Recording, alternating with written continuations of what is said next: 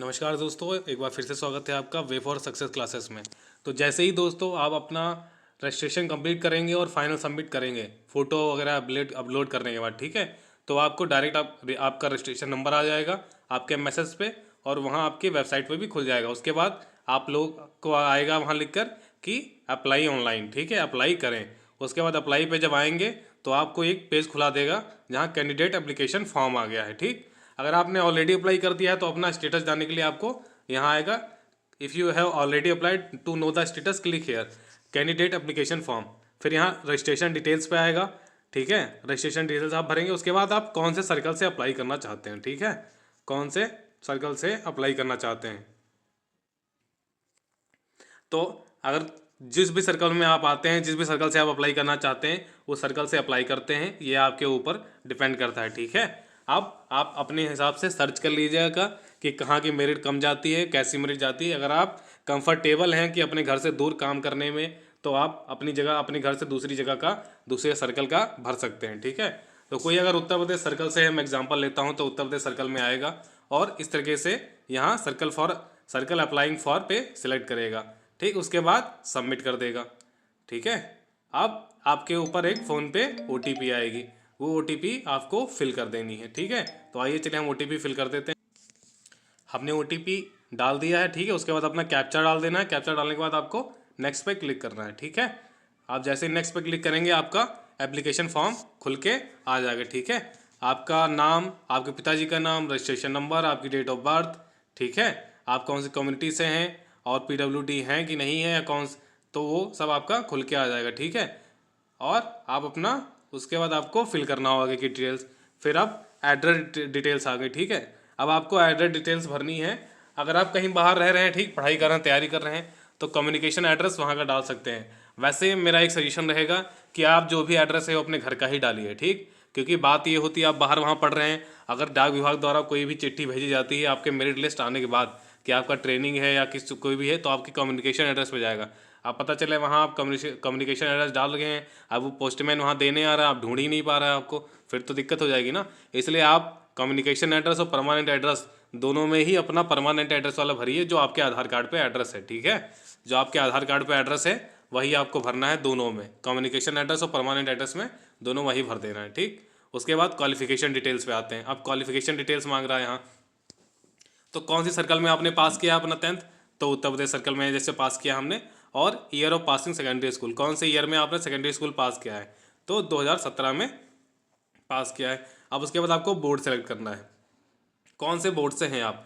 अब इसमें देखिए बहुत लोगों को ये शिकायत है कि हमारा बोर्ड नहीं आ रहा है, ठीक है, और हमारे स्टेट का बोर्ड आता ही नहीं है, और या ऐसा है। तो देखिए अगर आप किसी को दिक्कत है इस तरीके की कि उसका बोर्ड यहाँ शो ही नहीं हो रहा है, तो वो अपने सर्कल में जो सर्कल होता है, सर्कल ऑफिस होता है, वहाँ एक ईमेल लिख सकते हैं, या वहाँ जाके एक बार आप बोलिए और उनसे कंफर्म करिए कि हमारा सर्कल किस वजह से नहीं आ रहा है, ठीक। कुछ बोर्ड हैं वो एक्सक्लूड किए जाते हैं कुछ रीजन की वजह से, लेकिन वैसे ज़्यादातर बोर्ड आपको अवेलेबल होंगे, यहाँ मिलेंगे जहाँ से आप अप्लाई कर सकेंगे।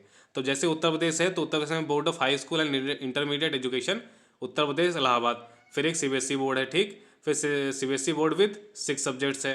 फिर council of Indian school certificate, ठीक है, एग्जामिनेशन विद 6 सब्जेक्ट, ठीक। National institute of open schooling, अब देखिए जो NIOS वाले लोग हैं, national institute of open schooling वाले 7 सब्जेक्ट वाले, वो भी लोग अप्लाई कर सकते हैं जो 2002 के बाद जिन्होंने किया है, ठीक है, अपना 2002 के बाद स्कूलिंग की है। उसके बाद 2002 से 2024 तक 7 सब्जेक्ट छोड़ के वालों भी हैं। फिर 6 सब्जेक्ट वाले भी हैं जिनके पास 6 सब्जेक्ट जिन्होंने लिए थे, ठीक है, 2002 से 2024 के बीच जो उन्होंने किया है अपना 10th पास, ठीक। ये उत्तर प्रदेश में रहे। ऐसे ही आप अगर अलग स्टेट में अलग सर्कल में अपलोड करेंगे तो वहाँ आपको वहाँ के बोर्ड दिखाएगा। आप जिस भी बोर्ड से हैं उस बोर्ड को सिलेक्ट कर लीजिए। जैसे मेरा secondary board of secondary education CBSE board है 5 सब्जेक्ट के साथ, तो मैंने वो सिलेक्ट कर लिया, ठीक है। आप सिलेक्ट रिजल्ट टाइप में आ जाइए। अब रिजल्ट टाइप में आपको सिलेक्ट करना कि आपको रिजल्ट कैसा था, आपका मार्क्स मिले थे आपको, या ग्रेड्स मिले थे, या पॉइंट्स मिले थे। तो जो भी आपके मार्कशीट पे ग्रेड्स लिखा हो या मार्क्स लिखा हो, पॉइंट्स लिखा हो, वो आपको सिलेक्ट करने हैं। आप देखिए जैसे हमारा ग्रेड्स है तो हम ग्रेड्स पे सिलेक्ट कर देते हैं, ठीक। तो आपको जैसे इंग्लिश कम्युनिकेशन है, ठीक है, लैंग्वेज लिटरेचर है, सब्जेक्ट है साइंस, और साइंस सोशल साइंस में आपको कौन कौन से ग्रेड मिले थे, ये ग्रेड आपकी मार्कशीट पे लिखे होंगे। अगर आपको परसेंटेज में आपको मार्क्स मिले हुए हैं, ठीक है, तो आप मार्क्स पे सिलेक्ट कर देंगे। तो इसमें आपको मार्क्स का ऑप्शन आ जाएगा कि आपको कितने 100 में से आउट ऑफ कितने मार्क्स मिले हैं, वो आपकी मार्कशीट पे लिखा होगा। और एक चीज़ ध्यान रखिए कि आप लोग जो आपके मार्कशीट में मार्क्स हों वही लिखिएगा, ठीक, क्योंकि वेरिफिकेशन के टाइम में पाया जाता है कि बच्चे मार्क्स यहाँ बढ़ा के लिख देते हैं और जब वेरिफिकेशन असली होता है फिजिकल वेरिफिकेशन तो उनकी मार्कशीट में मार्क्स कम होते हैं, या वो मार्कशीट जाती है वेरिफिकेशन के लिए जब बोर्ड के पास तो वहाँ पता चलता है कि भैया कैंडिडेट ने तो गलत नंबर डाल रखे थे और मार्कशीट में मार्क्स वो है ही नहीं, तो वो कैंडिडेट आगे चल के फंस सकता है और उसका नौकरी भी जाएगा और वो जेल भी जाएगा। तो ये ध्यान रखिएगा कि आप लोगों को गलत मार्क्स नहीं भरने हैं, सीधी सी बात ये ध्यान रखिएगा। अब मार्क्स वाले नहीं है तो पॉइंट्स वाले अगर कोई हैं तो ठीक है, तो आपको कितने पॉइंट्स मिले हैं 10 आउट ऑफ, ठीक है, पॉइंट वाले हैं वो पॉइंट सेलेक्ट कर लेंगे, ठीक। उसके बाद अब देखिए ये है, ये पॉइंट और ग्रेड वाला है, अब ये मैं फिल कर लेता हूँ उसके बाद, ठीक, उसके बाद आपको लेके चलता हूँ आगे। अब देखिए हमने अपना ग्रेड और अपना जो एड्रेस है वो फिल कर लिया है, उसके बाद अब आप सेव एंड कंटिन्यू करेंगे। अब देखिए जो मार्क्स हैं जिनके पास वो मार्क्स फिल करेंगे लास्ट में, CGPA है तो CGPA, और नहीं है अगर CGPA अलॉटेड नहीं है तो आप इसको ब्लैंक छोड़ देंगे लास्ट वाले जिस पर 9.6 CGPA लिखा हुआ है, ठीक है। 85% तक जितने जिसके भी नंबर हैं वो लोग अप्लाई कर देंगे, ठीक है। उसके बाद अब हम सेव एंड कंटिन्यू पर क्लिक करेंगे, ठीक है। Are you sure you want to save and continue, once you click on save and continue data entered can not be modified. अगर आपने सेव और क्लिक पे कर दिया, ठीक है, तो जो डेटा आपने एंटर किया है वो आप मॉडिफाई नहीं कर सकेंगे, तो आप इस पर ओके कर दीजिए, ठीक, अगर आपका डेटा सही है, आपने रीचेक कर लिया हो, ठीक। उसके बाद अब आपका रजिस्ट्रेशन हो गया है, एप्लीकेशन फॉर्म हो गया है, अब आपको प्रेफरेंस भरनी है, ठीक है, आपको प्रेफरेंस भरनी है। अब देखिए जैसे मैं उत्तर प्रदेश से अप्लाई कर रहा हूँ तो हम कौन से डिवीजन से अप्लाई करेंगे, ठीक है, क्लिक सर्कल अप्लाइंग फॉर, ठीक है, सेलेक्ट डिवीजन अप्लाइंग फॉर, कौन से डिवीजन से आपको अप्लाई करना है, ठीक। तो आपका अलग अलग डिवीजन है, कोई अगर लखनऊ डिवीजन से अप्लाई करना चाहता है तो लखनऊ डिवीजन पर ऐसे क्लिक करेगा, ठीक है, और उसके लिए आपको यहाँ पोस्ट खुल के आ जाएंगी, ठीक है, कौन कौन सी कहाँ कहाँ पोस्ट खाली हैं, ठीक है। जो OBC कैंडिडेट होगा उसके लिए OBC ST OBC और जनरल कैटेगरी की शो होंगी, ठीक है, जनरल कैटेगरी की सीट्स शो होंगी। अगर कोई SC कैटेगरी से है तो उसको SC और जनरल कैटेगरी की सीट होंगी, ST से है तो उसको ST और जनरल कैटेगरी की सीट शो होंगी। जो भी रिजर्व सीट है उसके लिए वो दूसरा सीट नहीं दे सकता, जैसे OBC को SC ST की नहीं शो होंगी, SC को OBC की नहीं शो होंगी, ठीक, इस तरीके से। और कोई EW से है, EWS से है तो उसको EWS की जनरल वाली सीट शो होंगी, ठीक है।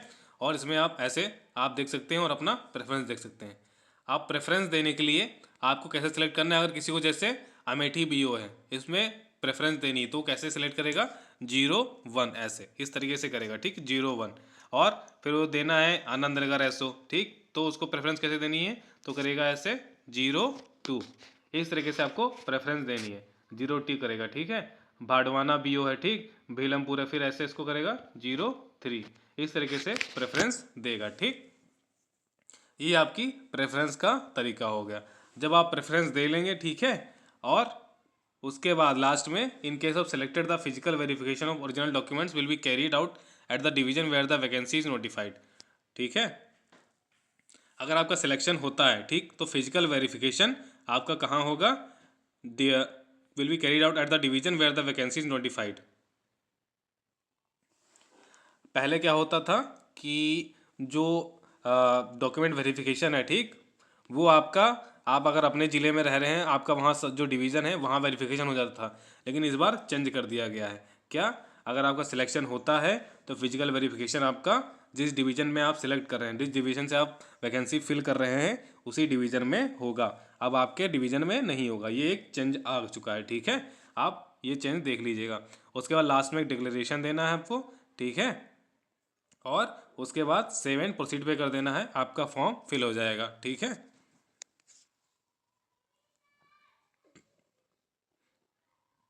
अगर आपको किसी और को दूसरी डिवीज़न से भरना है, ठीक है, तो आप यहाँ अपना डिवीज़न चेंज कर सकते हैं, ठीक है, अपना डिवीज़न चेंज कर सकते हैं। इस तरीके से आपका फॉर्म फाइनली फिल हो जाएगा, ठीक है, और सबमिट हो जाएगा। बाकी किसी को कोई दिक्कत हो तो कमेंट बॉक्स में कमेंट कर सकता है, उसका आंसर हम ज़रूर करेंगे, ठीक।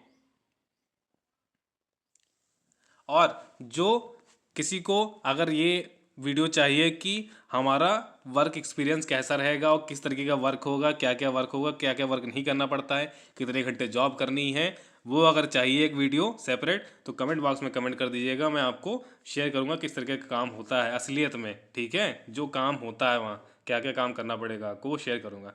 बाकी कोई दिक्कत हो तो आप कमेंट बॉक्स में कमेंट करिएगा, अपने दोस्तों के साथ शेयर करिए और आराम से अपना फॉर्म फिल करिए। ठीक, जय हिंद और धन्यवाद वीडियो देखने के लिए यहाँ तक। और लाइक करिए दोस्त वीडियो को और शेयर करिए अपने दोस्तों के साथ। Thank you.